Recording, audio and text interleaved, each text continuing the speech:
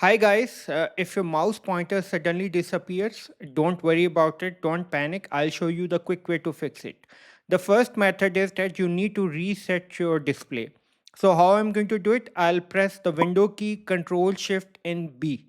Hold it for 3 4 seconds. Look, it has been reset. So look, the cursor has come again. So this is the first method. So let's look at the second method. So the second method is that I need to uninstall my driver and then I will restart my computer. So what I will do, I will press Window and X and I will go to the device manager. I will press the down arrow key and I will go to the device manager and then I will press enter. So after that, I will press the tab key and then I will again press the down arrow key. Again, down arrow key multiple times I will press it and I will go to this mice and other pointing devices. I'll just press the right arrow key and then I will go to this HID complaint mouse and I will press enter.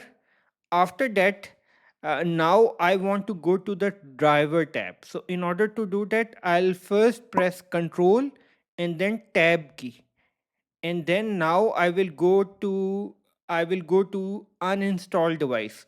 So I will again press the tab key in order to navigate to the uninstall device. I will press it multiple times until it reaches to uninstall device. Now I will press enter and I will press enter again, and this will uninstall my device. Now is the time to restart my computer. So in order to do that, what I'll do, I'll again press Window X and I will press the down arrow key and I will go down over here and I will go to the restart and I will press enter. This will restart my computer. So I will see you after the restart. So my system has been restarted successfully. My cursor has come back again. So once it goes to the restart, it automatically install the latest driver in my system. So I am done. I hope you have gone through the process. At the end, I would request you to please subscribe, like and share. Thank you and have a great learning.